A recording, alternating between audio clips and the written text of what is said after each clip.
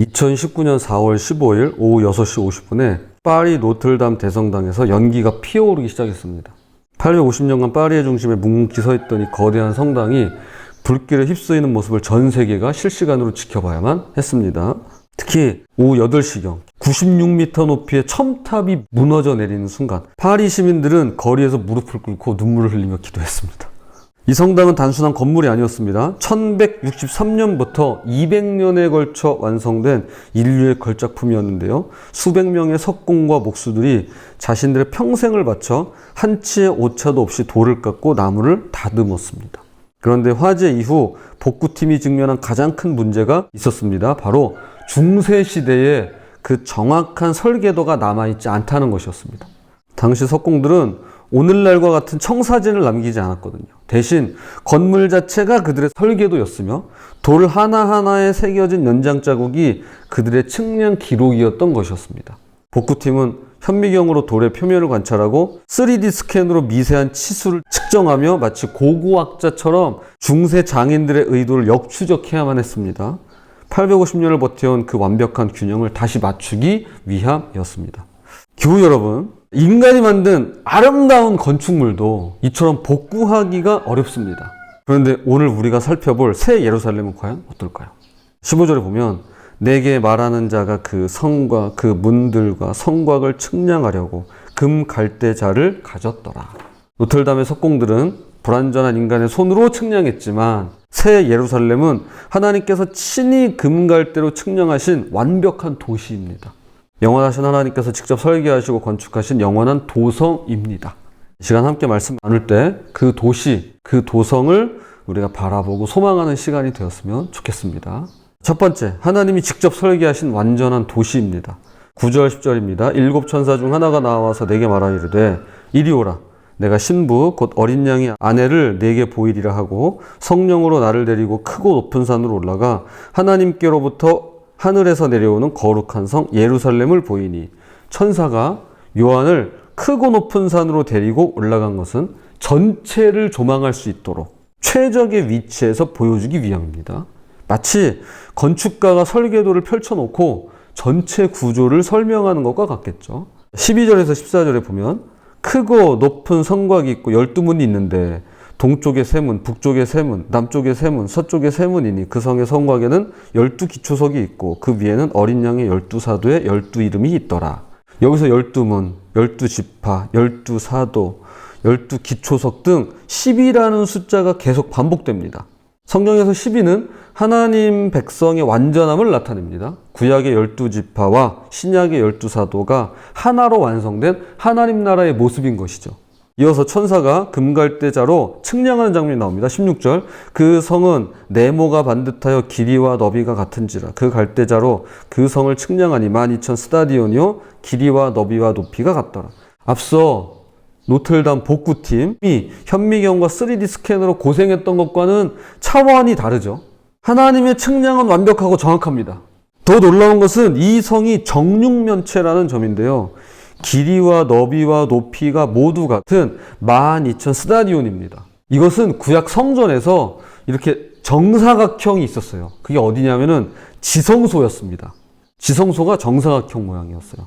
그러니까 지성소와 같은 모양인 거죠. 새 예루살렘 전체가 하나님의 거대한 지성소임을 나타내는 것입니다.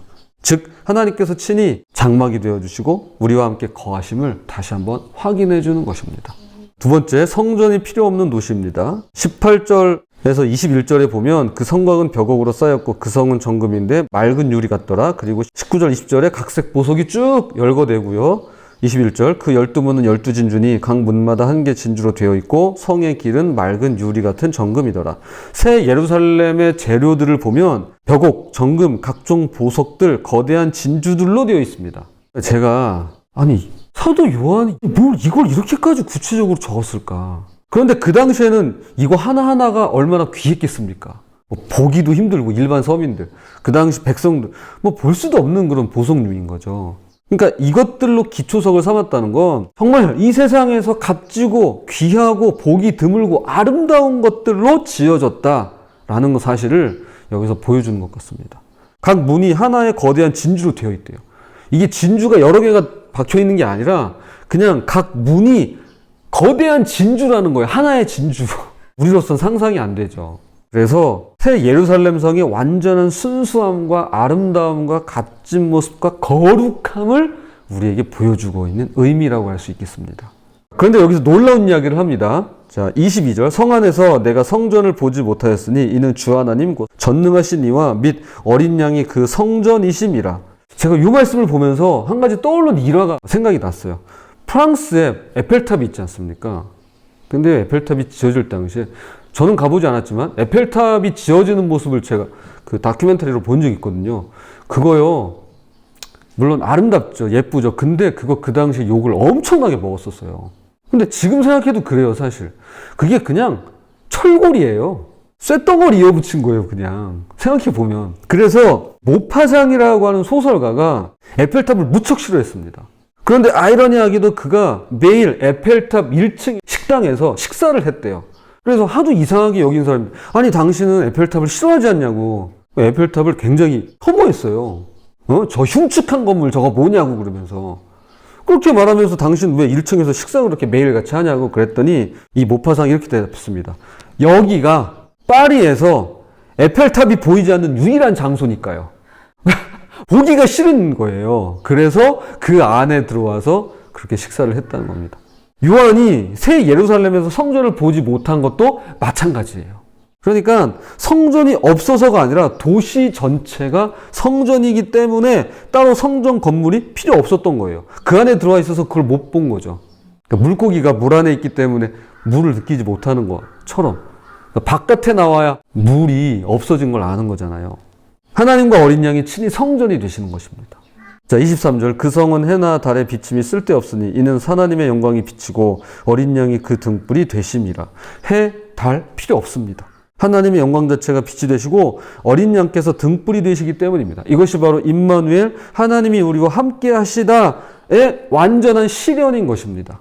세 번째, 만국의 영광이 모이는 열린 도시입니다. 24절, 25절에 만국이 그 빛 가운데로 다니고 땅의 왕들이 자기 영광을 가지고 그리로 들어가리라. 낮에 성문들을 도무지 닫지 아니하리니 거기에는 밤이 없음이라. 분명히 새 예루살렘은 폐쇄적인 도시가 아닙니다. 왕국의 사람들이 그 빛 가운데로 다니고 심지어 땅의 왕들까지도 자기 영광을 가지고 들어간다라고 말씀합니다. 혹시 여기서 왜 이 사람들이 여기서 나와? 니들이 왜 거기서 나와? 혹시 그런 거 느끼실까요? 이상한 점 발견하셨을까요? 아, 그래요? 누구? 맞아요. 땅의 왕들. 땅의 왕들이 여기 나와요. 이들이 누구죠? 바벨론 체제에 젖어있던, 그 제국에 젖어있던 자들로 세상의 권력자들입니다. 그런데 이들이요, 내 백성아, 거기서 나와라! 이 말씀을 듣고는 세상의 방식, 음녀 바벨론에서 돌이켜서 죽임당한 어린 양의 방식으로 새 예루살렘에 합당한 신부의 모습으로, 제국의 모습이 아니라 하나님께 돌아온 그런 자들이었던 것입니다. 와, 땅의 왕들 가운데 이런 기적 같은 일이 일어나는 것입니다. 근데 요 유사한 장면이 이사야에서도 나와요. 다시스의 배들을 묘사할 때, 근데 그 광경, 왜 사람이 변하지 않는다고 하잖아요. 예, 그 말 맞아요. 저도 어느 정도 동감합니다. 동의해요. 그런데 변하더라고요. 사람 변합니다. 사람 고쳐 쓰는 거 아니라는 말 합니다. 그런데 그렇지도 않아요.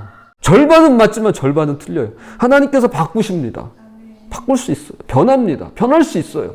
25절 보겠습니다. 낮에 성문들을 도무지 닫지 아니하리니 거기에는 밤이 없습니다. 고대 도시는 밤이 되면 성문을 닫았어요. 적의 침입을 막기 위해서였습니다. 하지만 새 예루살렘은 성문을 닫지 않았습니다. 아니, 닫을 필요가 없죠. 왜냐하면 거기에는 밤이 없고 두려워할 적이 없기 때문입니다. 열려 있어요. 자, 또한 각 민족이 가진 고유한 문화와 아름다움들이 모두 새 예루살렘으로 모여들 것입니다. 26절.